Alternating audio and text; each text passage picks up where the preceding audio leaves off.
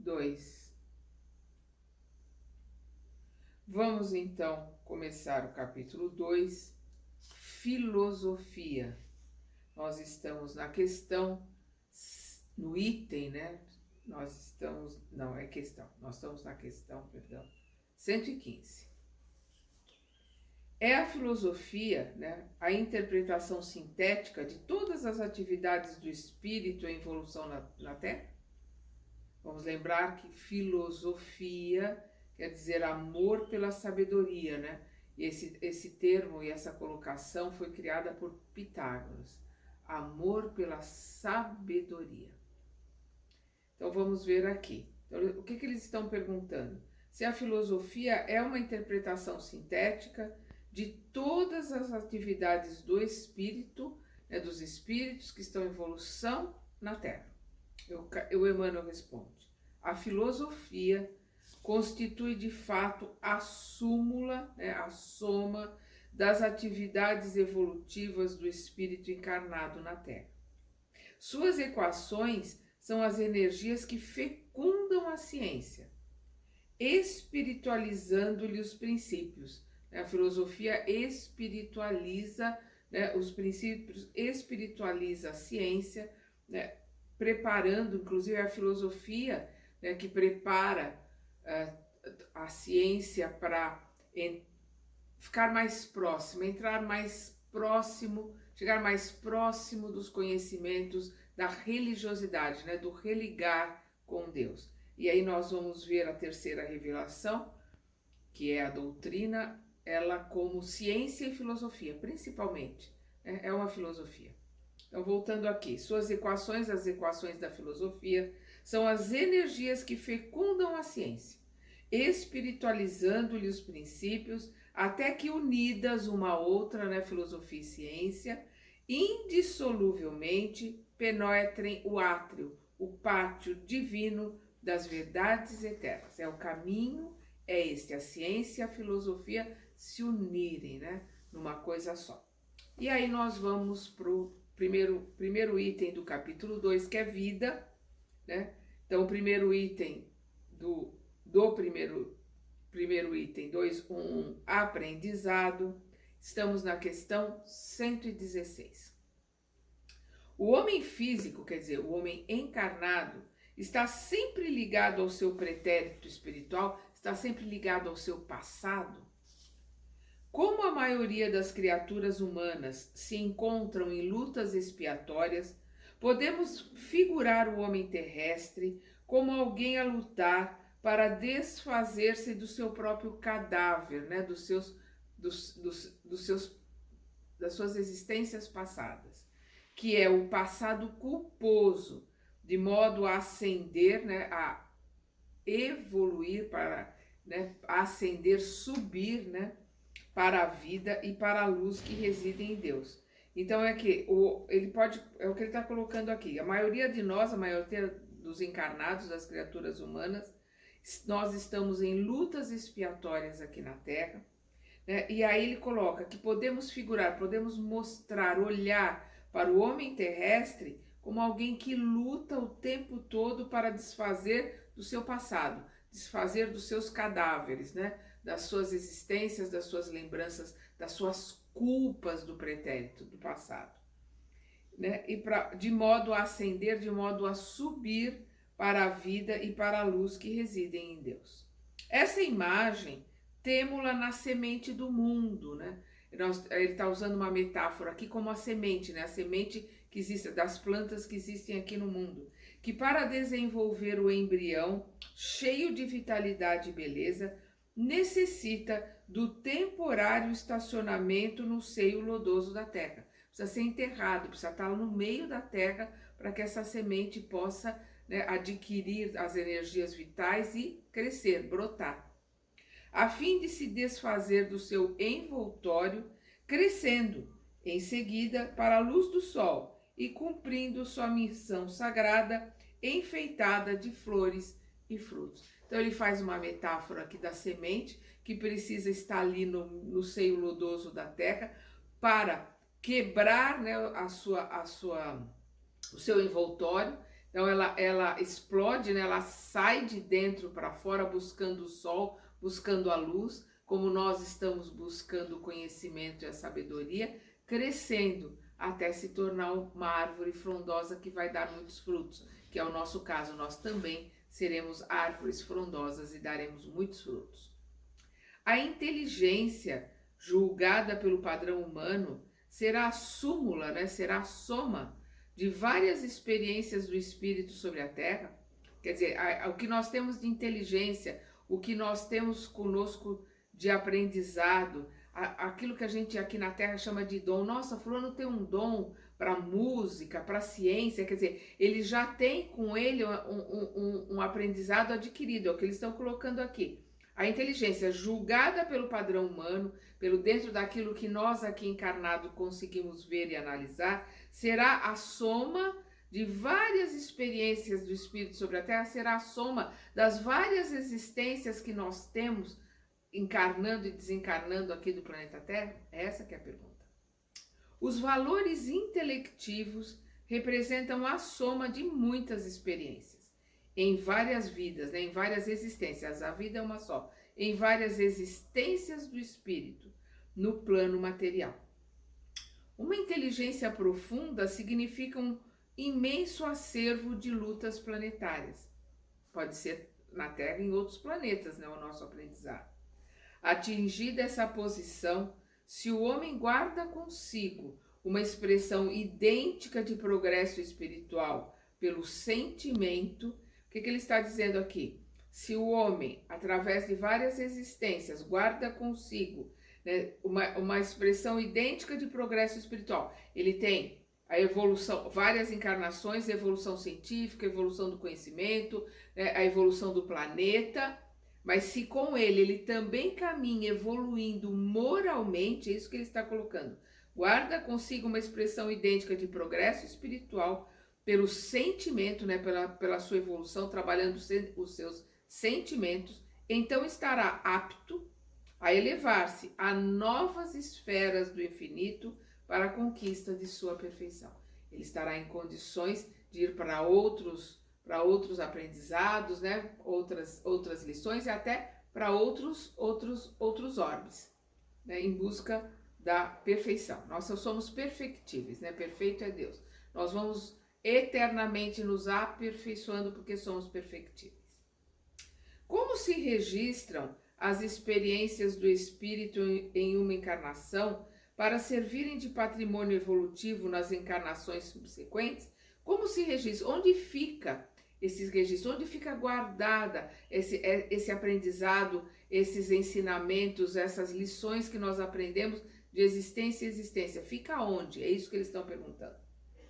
É no próprio patrimônio íntimo que a alma registra as suas experiências no aprendizado das lutas da vida. Então, é no espírito, patrimônio íntimo que a alma registra. É no espírito, nós somos espírito, a alma é o espírito encarnado, comanda o perispírito e comanda o corpo. O perispírito não guarda nada, embora muita gente, tá tudo guardado no perispírito. Isso é falta de instrução, falta de conhecimento, de estudo. O perispírito não vai guardar, a não ser as impressões que ficam registradas nele. Por exemplo, um suicídio. A pessoa se suicida, ela vai afetar o corpo físico e o corpo perispiritual. Aí ele vai guardar essas lembranças. Mas todo o aprendizado, todas as lembranças que nós temos, estamos em nós. Nós somos espírito. É o que eles estão colocando.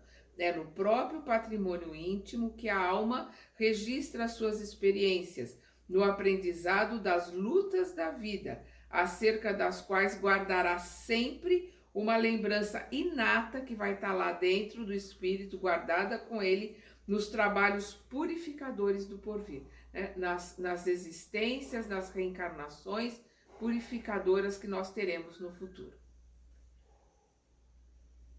Como devemos proceder para dilatar nossa capacidade espiritual? Né? Como nós devemos fazer para que nós possamos espiritualmente evoluir, crescer, né? Dilatar, aumentar as nossas capacidades? Ainda não encontramos uma fórmula mais elevada e mais bela que é a do esforço próprio, dentro da humildade, do amor, no ambiente de trabalho e de lições da terra. O que ele está colocando aqui? Ele não está dando regras. Ah, você tem que dar 500 passes, você tem que fazer, ir no centro 3 vezes, ir no templo 3 vezes, ir na sinagoga 3 vezes. Não. Fazer o Shabá, ou fazer 90 Ave Marias, ou participar de 2, 3 mediúnicos. Não. O que ele está colocando aqui? Ainda não encontramos uma fórmula mais elevada e mais bela que a do esforço próprio. A vontade de mudar, a vontade de se transformar, o esforço para se melhorar.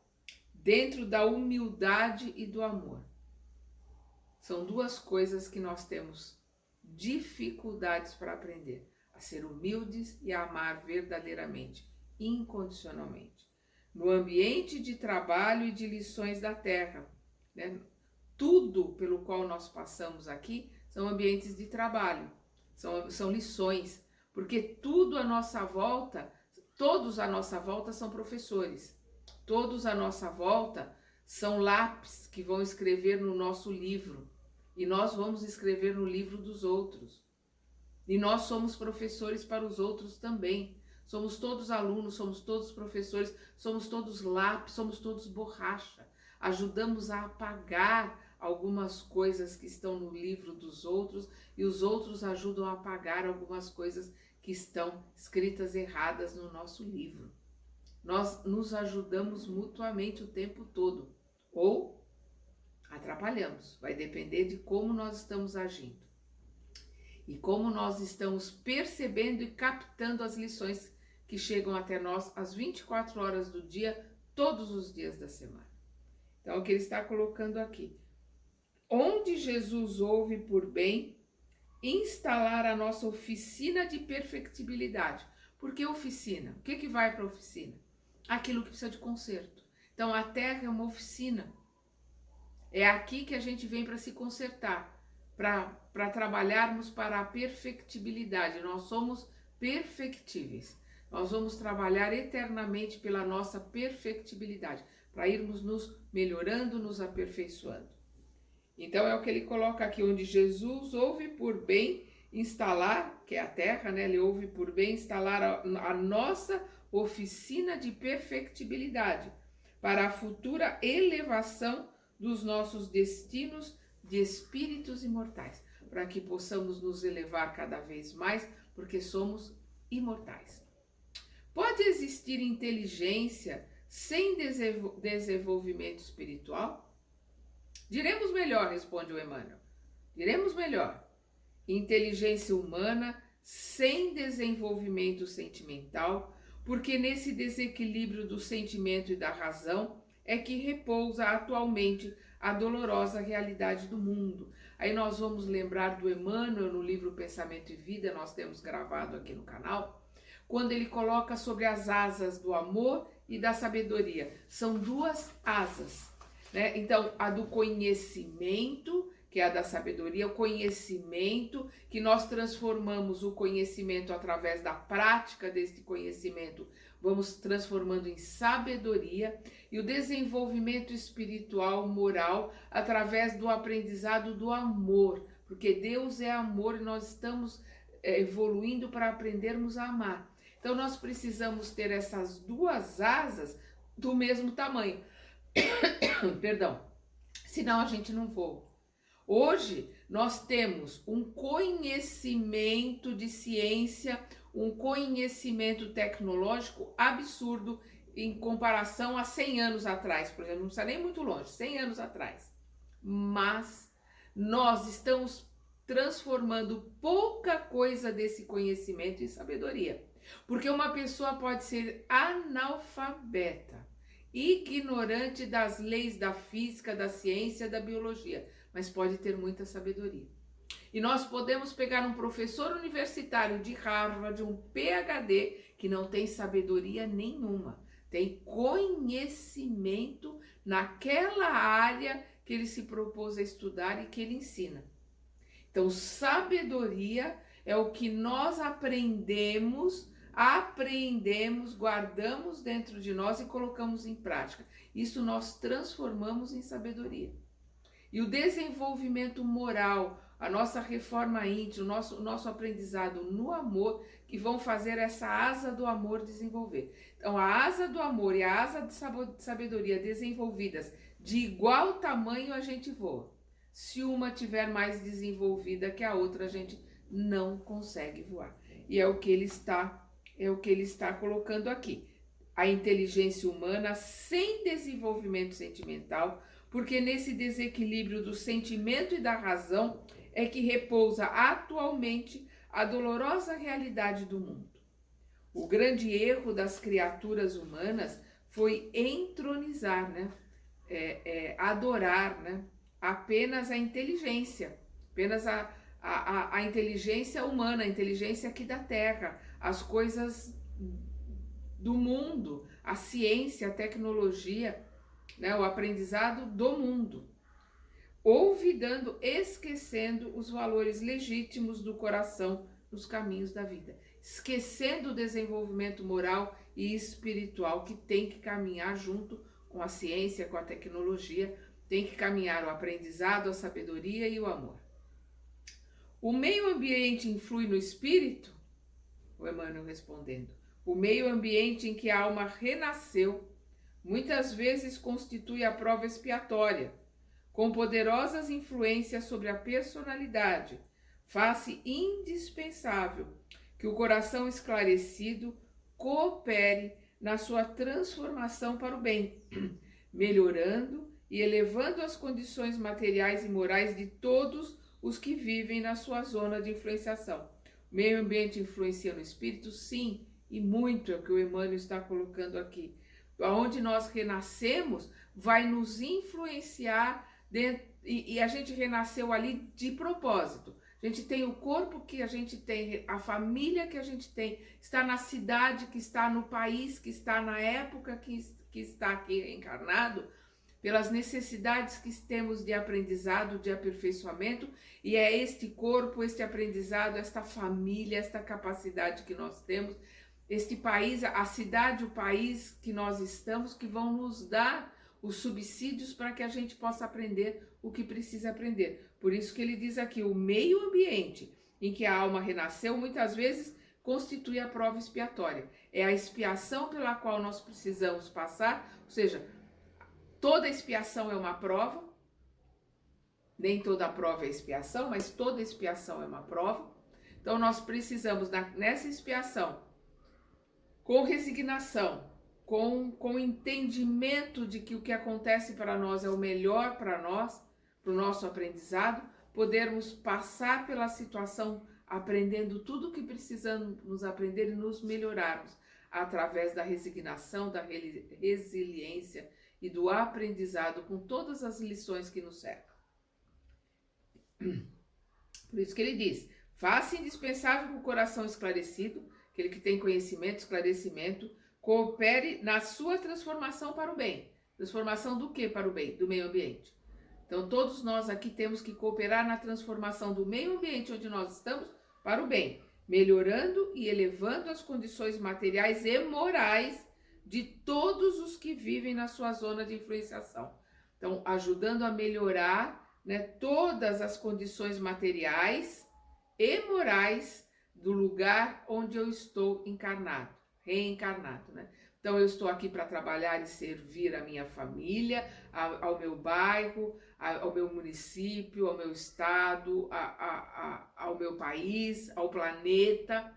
É assim que nós temos que ver a nossa reencarnação. E a obrigação que nós temos de ajudar que materialmente todas as coisas se melhorem, mas principalmente ajudar a transformar moralmente. A partir da nossa transformação, a gente ajuda a transformar o que está em volta. Não estamos falando de moral, de civilização, de sociedade hipócrita. Não, nós estamos falando da moralidade que existe nas leis de Deus que estão na nossa consciência. O que se deve fazer para o desenvolvimento da intuição? O campo do estudo perseverante, né, disciplinado, compenetrado, com o esforço sincero, ou seja, o Emmanuel está dizendo que tem esforço que não é sincero, e a meditação sadia, ele está dizendo que existem meditações que não são sadias. Então, voltando aqui, o campo do estudo perseverante, com o esforço sincero e a meditação sadia é o grande veículo de amplitude da intuição em todos os seus aspectos. É o esforço para estudar, para aprender, para entrar em oração, para meditação. Vamos lembrar Paulo de Tarso, ele ficou 3 anos no deserto, único e exclusivamente trabalhando, né, no tear, tecendo seus tapetes, estudando com Prisca e Áquila, meditando sobre as palavras, os ensinamentos que ele tinha naqueles papiros que ele pegou com o ancião que o ajudou em Damasco. Me fugiu o nome dele agora. Mas ele ficou estudando, meditando. Prisca e Áquila também eram cristãos, então ajudaram ele a estudar e a meditar. Ele trabalhava, estudava e meditava. Ficou 3 anos nesse processo para depois começar o trabalho dele. Deve o crente, né, aquele que crê verdadeiramente em Deus, né? Deve o crente criar imposições absolutas para si mesmo, no sentido de alcançar mais depressa a perfeição espiritual? Aquele que crê verdadeiramente, ele pode criar situações e imposições que o ajudem a ampliar o seu aprendizado, a crescer, a melhorar mais rapidamente, né? Atingir uma perfeição espiritual mais rapidamente. O Emmanuel coloca e dá um alerta aqui. Vamos prestar bem atenção. O crente deve esforçar-se o mais possível, mas, de modo algum, deve nutrir a pretensão de atingir a superioridade espiritual completa de uma só vez, porquanto a vida humana é aprendizado de lutas purificadoras. Então, o que ele está dizendo aqui? Não adianta ter a ilusão de que alguém vai sair santo, como dizem os católicos daqui. Não. Aqueles que são missionários, que a Igreja Católica chama de santo, eles já vieram para uma missão. Nós estamos aqui para aprender e aprendizado não dá salto. Nós vamos caminhando passo a passo, um dia por vez, no nosso aprendizado. Por isso que ele diz, o crente, aquele que crê verdadeiramente, deve esforçar-se o mais possível, mas de modo algum deve nutrir a pretensão de atingir superioridade espiritual completa de uma só vez, porquanto a vida humana é aprendizado de lutas purificadoras. E no cadinho, o cadinho é aquele aparelho onde se coloca altas temperaturas, né? O metal para separar a sujeira, para separar a sujeira do ouro, por exemplo. Coloca o ouro no cadinho, a altíssimas temperaturas se separa o ouro dos outros metais e da sujeira. É assim que nós estamos aqui em altíssimas temperaturas no nosso cadinho para nos aperfeiçoarmos, né? Que é o acrisolamento, é esse aperfeiçoamento através dessas altas temperaturas, através do cadinho. Então, é o que ele coloca aqui. A vida humana é aprendizado de lutas purificadoras e, no cadinho do resgate, nem sempre a temperatura pode ser amena. A temperatura tem que ser altíssima, né, para separar, para o acrisolamento, né, para a purificação do metal. Então, nem sempre a temperatura pode ser amena, alcançando por vezes o mais alto grau para o desiderato, né, para o desejo do acrisolamento, da purificação. Em todas as circunstâncias, guarde o cristão a prece e a vigilância, lembrando Jesus, né? Vigiai e orai. Em todas as circunstâncias, guarde o cristão a prece e a vigilância. Prece ativa. Não é a prece de joelhos no chão pedindo, como se fosse um mendigo. Não. É a prece no sentido de tudo que nós fazemos, seja uma oração a Deus, que quando nós nos colocamos de joelhos é para agradecer a Deus. Esta é a verdadeira prece, é para pedir para os outros e para agradecer a Deus. E a nossa prece tem que ser ativa. A nossa oração a Deus tem que ser mostrada, realizada através do servir, através do trabalho que nós realizamos para os outros. Então, prece ativa, que é o trabalho do bem, e vigilância, que é a prudência necessária de modo, de modo a não trair novos compromissos, né? A não se trair, né? Não trair, né? Novos compromissos, não trair novas situações, não cair em novos erros, né? Novas armadilhas. A gente precisa de vigilância.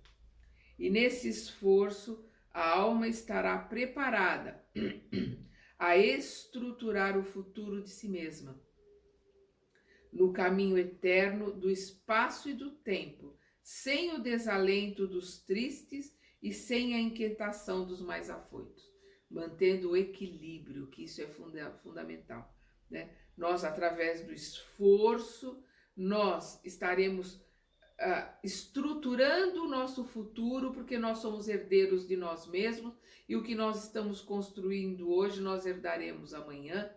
O que nós estamos preparando hoje, estamos preparando para nós mesmos amanhã. É isto que ele está colocando, sem o desalento dos tristes e sem a inquietação dos afoitos, através do esforço e do trabalho equilibrado, porque o equilíbrio é necessário para tudo na vida, principalmente para se poder realizar um bom aprendizado.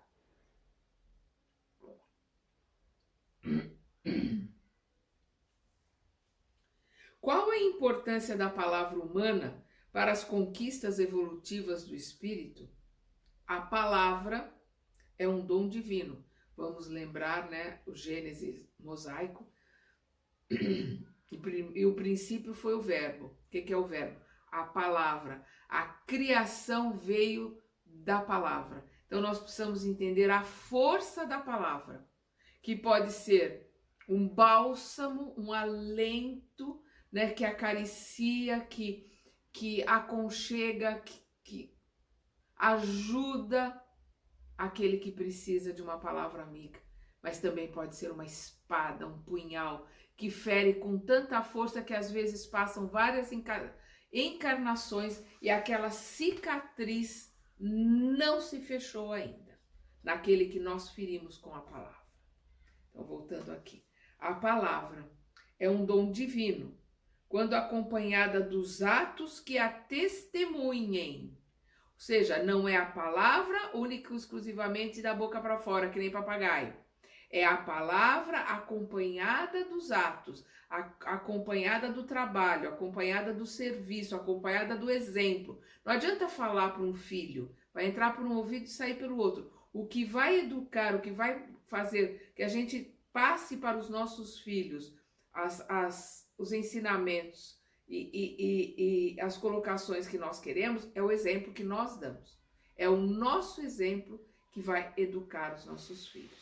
Então, o que ele está dizendo aqui, a palavra é um dom divino, quando acompanhada dos atos que a testemunhem.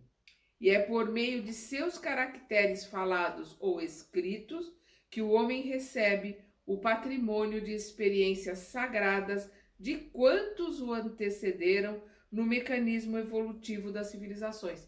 Porque é através dos livros, dos ensinamentos dos livros, que nós recebemos o conhecimento daqueles que nos antecederam e nos deixam o conhecimento através do livro ou através do ensinamento oral. Nós vamos lembrar que os judeus ficaram muitos anos, ficaram 400 anos escravizados no Egito, nenhum deles deixou de falar hebraico, nenhum deles deixou de estudar e aprender a Torá, embora fosse proibido no Egito o estudo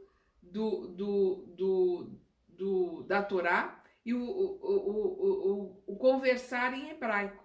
Mas eles mantiveram dentro da casa deles oralmente todos os ensinamentos de Moisés e mantiveram o conhecimento da Torá, mantiveram os seus costumes principalmente mantiveram a língua, mantiveram o hebraico. Então, todas as vezes que eles foram dispersos, nós vamos ver lá a diáspora, que eles foram todos dispersos pelo mundo todo, eles continuaram com o conhecimento, continuaram com a língua, que é o hebraico, né? Porque todo judeu só fala, só lê a Torá em hebraico, só fala das coisas de Deus em hebraico. Por isso, quando Jesus estava falando no monte, em todos os lugares que ele pregou em hebraico, porque é a língua que o judeu usa para falar das coisas sagradas.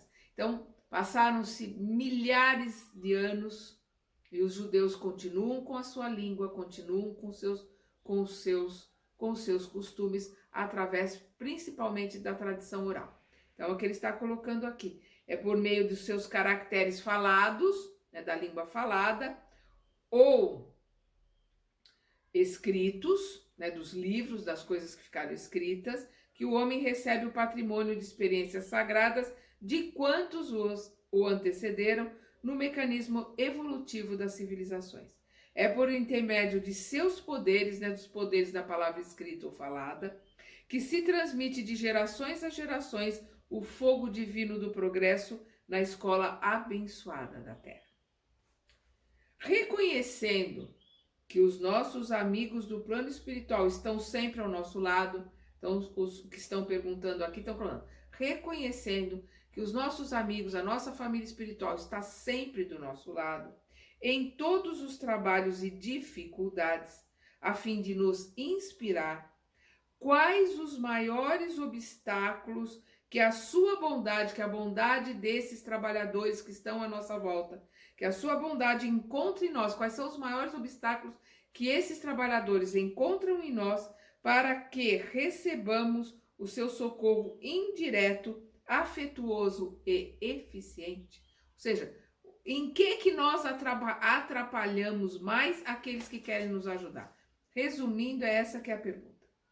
Os maiores óbices, né, as maiores dificuldades, né, os maiores obstáculos, então os maiores óbices psíquicos antepostos pelo homem terrestre aos seus amigos e mentores da espiritualidade, são oriundos da ausência de humildade sincera nos corações para o exame da própria situação de egoísmo, rebeldia e necessidade de sofrimento. Porque nós somos um planeta de rebeldes. Nós precisamos, infelizmente, aprender pela dor, porque pelo amor a gente não aprende. Então, por isso que ele coloca aqui, então, os maiores obstáculos que nós colocamos, nós aqui encarnados colocamos aos nossos amigos espirituais, aos mentores que querem nos ajudar, eles não vão fazer nada por nós. Eles não vão fazer a nossa lição de casa, mas eles estão o tempo todo querendo argumentar, querendo conversar conosco, querendo nos ajudar através de fluidos, de passes, nos fortalecendo, né, nos ajudando a levantar quando a gente cai. Nós é que não deixamos. Por quê? Como ele diz aqui, todos os os obstáculos que nós criamos para eles são oriundos da ausência de humildade sincera. Quantas pessoas a gente não encontra que fala, não, hoje eu sou muito melhor do que ontem. Você não imagina como é que eu era ontem. Hoje eu sou uma maravilha. Ele está aprendendo, pode ter melhorado, devia ser muito pior antes, mas humildade está passando longe ali. E quantos têm orgulho, né, do quanto mudou, orgulho de estar fazendo isso ou de estar fazendo aquilo. E a humildade passou extremamente longe, é o que ele está dizendo. A ausência de humildade sincera, verdadeira, nos corações, para que possamos nós mesmos fazermos esse autoconhecimento, esse autoexame, o que ele coloca aqui, para o exame da própria situação de egoísmo, para que a gente possa olhar para dentro no autoconhecimento e ver o quanto nós somos egoístas, para o quanto nós somos rebeldes e o quanto nós necessitamos da dor por aprendizado. As vibrações relativas ao bem e ao mal emitidas pela alma encarnada no seu aprendizado terrestre persistem no espaço para exame e ponderação do futuro. Quer dizer, quando a gente desencarna, nós vamos ter contato, né? Essas nossas emanações de bem ou de mal que nós fazemos enquanto enterrado, porque nós somos energia e emanamos energia. Então, se nós emanamos energia e a energia se materializa, ela está no espaço, ela está à nossa volta. Então, quando nós desencarnamos, é isso que eles perguntam, quando nós desencarnamos, nós vamos ter contato com essa energia que nós emanamos, boa ou má? Resposta do Emmanuel. A vez de convir conosco, né, com eles ali desencarnados, que existem fenômenos físicos transcendentes em demasia para que possamos examiná-los devidamente na pauta exígua, né, na pauta pequena dos vossos conhecimentos atuais. Então tem muita coisa aqui no planeta, tem muita coisa que nós não conhecemos, tem muita coisa que nós precisaríamos aprender, entender, que não temos ainda condições para isso. É isto que o Emmanuel está colocando, porque os nossos conhecimentos atuais são exíguos, são mínimos, né? São pequenos demais, não dá para eles nos explicarem, para eles nos, digamos assim, instruírem nesse sentido. Falta para nós ainda muita capacidade de entendimento e falta termos muito conhecimento ainda para podermos entender. Ele continua. Todavia, em se tratando de vibrações emitidas pelo espírito encarnado, somos compelidos a reconhecer que estas vibrações ficam perenemente gravados na memória de cada um, perpetuamente gravadas na memória de cada um.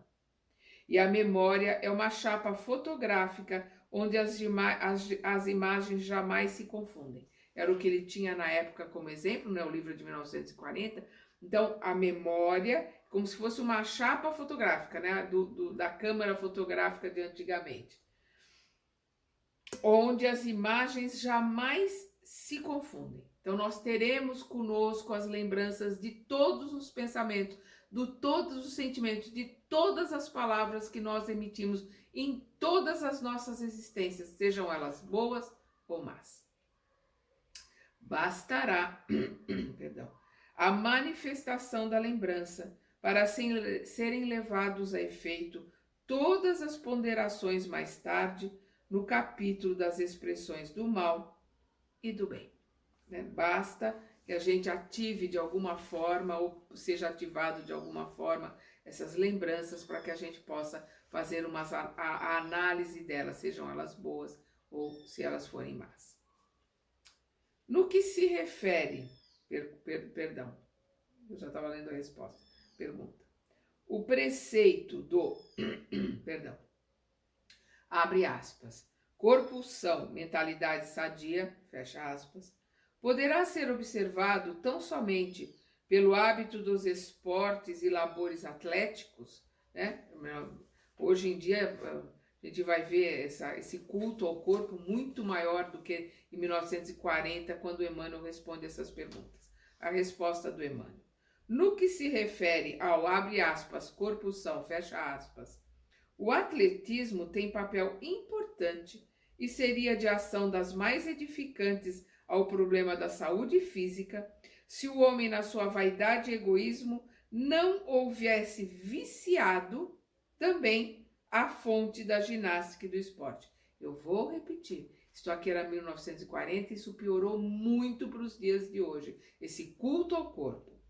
Então, no que se refere ao corpo são, o atletismo tem papel importante e seria de ação das mais edificantes ao problema da saúde física, se o homem, na sua vaidade e egoísmo, não houvesse viciado também a fonte da ginástica e do esporte, transformando a ginástica e o esporte em tablado de entronização da violência, do abastardamento moral da mocidade, iludida com a força bruta e enganada pelos imperativos da chamada eugenia ou pelas competições estranhas dos grupos sectários. Então vamos lembrar aqui, eugenia é a teoria que defende a melhoria da raça humana, né? E grupos sectários são os grupos intolerantes. Então, voltando aqui, né? Também, né, o homem viciando também a fonte da ginástica e do esporte, transformando a ginástica e o esporte em tablado de entronização da violência, do abastardamento moral da mocidade iludida com a força bruta, força física, né, força bruta, e enganada pelos enganada pelos imperativos da chamada eugenia, né, de aperfeiçoamento de raça, ou pelas competições estranhas dos grupos sectários, dos grupos intolerantes, desviando de suas nobres finalidades um dos grandes movimentos coletivos em favor da confraternização e da saúde, que é o esporte. O esporte é um dos grandes, né, movimentos coletivos para a saúde e para a confraternização. Bastará essa observação para compreendermos que, abre aspas, a mentalidade sadia, fecha aspas, somente constituirá uma realidade quando houver um perfeito equilíbrio entre os movimentos do mundo e as conquistas interiores da alma. Corpo são, sim, o esporte, o desenvolvimento físico ajuda. Mentalidade sadia é um desenvolvimento do espírito, do conhecimento, do aprendizado e da evolução interior. É isto que o Emmanuel está colocando. A vida do irracional, né, dos animais, está revestida igualmente das características missionárias. A vida do animal não é propriamente missão, apresentando, porém, uma finalidade superior que constitui a do seu aperfeiçoamento próprio através das experiências benfeitoras do trabalho e da aquisição em longos e pacientes esforços dos princípios sagrados da inteligência, porque o animal ele tem o princípio inteligente, né? Ele não tem o pensamento contínuo, o pensamento é fragmentado, mas ele aprende, ele se desenvolve, né? Ele vai aumentando as suas capacidades, né, de grupo, de instinto e a sua evolução para poder lá na frente se tornar um hominal, né, um ser humano. Então é o que ele está dizendo aqui, né? Ele não está em missão, apresentando, porém, uma finalidade superior que constitui a do seu aperfeiçoamento próprio, né, do seu aprendizado, do seu desenvolvimento, através das experiências benfeitoras do trabalho e da aquisição em longos e pacientes esforços, através do aprendizado em grupo, que aprende o que um aprende em pouco tempo, todo o grupo já sabe, já conhece, e isso vai fazendo com que haja uma evolução entre os animais. E essa evolução vai fazer com que ele, a partir de um longo estágio, né, como no plano animal, no plano irracional, ele possa começar os seus encarnes como hominal. É um erro alimentar-se o homem com a carne dos racionais? O Emmanuel responde: a ingestão das vísceras dos animais é um erro de enormes consequências, do qual derivam numerosos vícios da nutrição humana. É um erro, é um vício, e nós não temos a necessidade, principalmente hoje em dia, com tudo que nós temos, de matar um irmão para alimentação. Embora algumas pessoas coloquem, alguns médicos coloquem que algumas pessoas precisam da proteína animal, que algumas pessoas ainda necessitam da carne. Nós vamos ver o Chico, que quis ser vegetariano, não pôde. O Emmanuel colocou para ele que o organismo dele ainda precisava de pouca carne, mas ainda precisava da proteína da carne. Então, dependendo de algumas deficiências, dependendo de algumas necessidades, algumas pessoas não conseguem bom desenvolvimento, ou talvez até pela questão financeira, que era o caso do Chico, não dava para ele ter um desenvolvimento melhor, mas sem a proteína da carne. Mas nós temos condições de nos alimentarmos muito bem, de termos proteína, de termos vitaminas, de termos uma alimentação boa, saudável, sem necessitar de matar um irmão, sem necessitar de ter um cadáver em apodrecimento dentro do nosso organismo.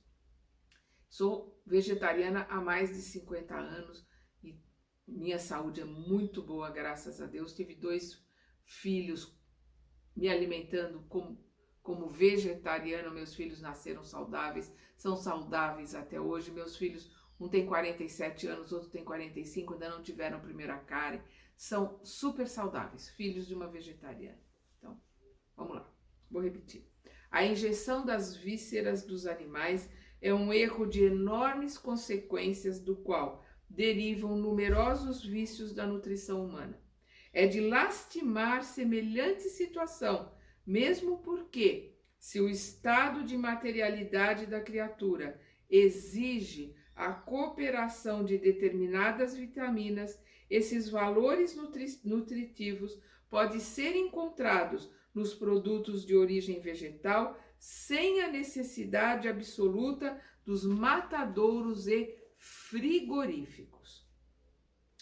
Temos de considerar, porém, a máquina econômica do interesse e da harmonia coletiva, na qual tantos operários fabricam o seu pão cotidiano. Ou seja, em 1940, ele está colocando que essa transformação da nossa alimentação tem que ser feita com parcimônia, aos poucos, porque existe toda uma questão econômica, né, daqueles que vivem, né, infelizmente, da morte e do sofrimento dos nossos irmãos animais. Então, é o que ele diz: temos que considerar, porém, a máquina econômica do interesse e da harmonia coletiva, na qual tantos operários fabricam o seu pão cotidiano. Suas peças não podem ser destruídas de um dia para o outro, de seus empregos não podem ser destruídos de um dia para o outro, sem perigos graves. Consolemo-nos com a visão do porvir, a visão do futuro, sendo justo trabalharmos dedicadamente pelo advento dos tempos novos, em que os homens terrestres poderão dispensar da alimentação os despojos sangrentos de seus irmãos inferiores. Trabalhemos pela mudança, né? Ninguém precisa comer carne todo dia. As pessoas podem diminuir bastante a ingestão da carne de todos os tipos e parando aos poucos. Para primeiro com a carne vermelha, depois que estiver bem, não tiver tranquilo, para com a carne branca, dá um tempo, tá bem, para com peixes e frutos do mar, vai aos poucos. Como o nosso aprendizado, o nosso desenvolvimento, ninguém vai ficar melhor porque é vegetariano. Vamos lembrar que Hitler era vegetariano, mas é uma forma de nós irmos nos adaptando à nossa verdadeira vida no plano espiritual, onde não existe alimentação, e principalmente nós trabalharmos para diminuir o sofrimento e a mortandade dos nossos irmãos animais. Agora nós vamos aqui para a última questão deste capítulo. Operários do aprendizado terrestre, todos nós somos, né, operários do aprendizado terrestre.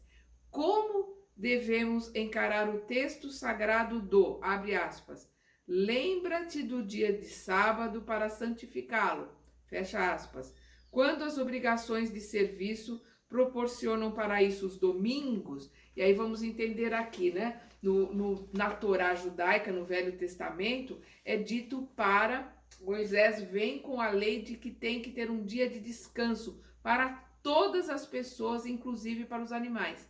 E a gente precisa entender o contexto da época. Ele coloca o sábado, porque o primeiro dia da semana é o domingo. Então ele coloca o último dia da semana, o sábado. Nós temos que lembrar que o número de escravos naquela época era muito grande. E os escravos e os animais não descansavam nenhum dia. Então Moisés veio com a lei dizendo, colocando, né? Naquela época tinha que se colocar como lei de Deus de respeitar o sábado. Por quê? Porque é necessário descanso. Todos nós temos que descansar a cabeça, o corpo, uma vez na semana. dedicarmos um dia da semana para os estudos, para a oração, para a confraternização, sejam empregados, sejam animais, sejam, né, escravos, naquela época existiam muitos escravos, tem que ter um dia de descanso. Aí nós vamos ver que a sociedade cristã colocou o dia de descanso do domingo e a sociedade islâmica colocou o dia de descanso da sexta-feira. Então, a sexta-feira para o islamismo, a semana começa no sábado. O sábado para o judeu é o dia do descanso, a semana começa no domingo. O domingo é o dia do descanso para os cristãos e a semana começa na segunda-feira. Mas a questão que estava sendo colocada no Velho Testamento é que se tenha um dia de descanso. Vamos ver aqui a resposta do Emmanuel.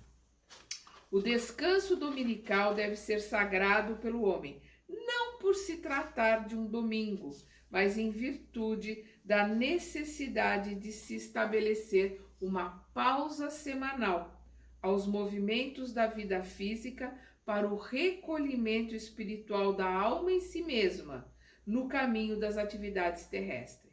Então foi o que o Moisés trouxe, um dia de descanso, e esse dia tem que ser realmente sagrado, dedicado à nossa interiorização, à nossa espiritualidade.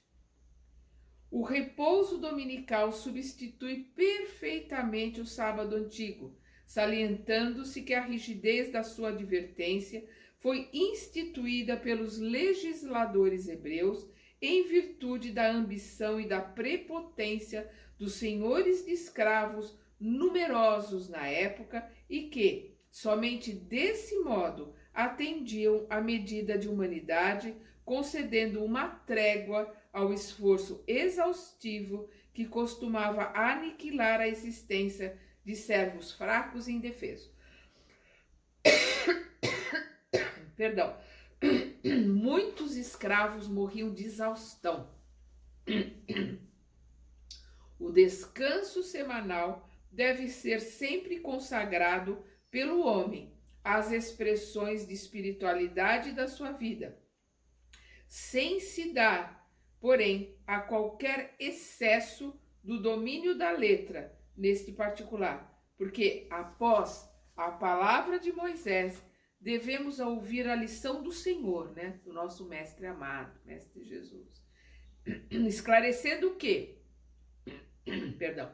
Abre aspas. O sábado foi feito para o homem e não o homem para o sábado. Fecha aspas. Vamos ver.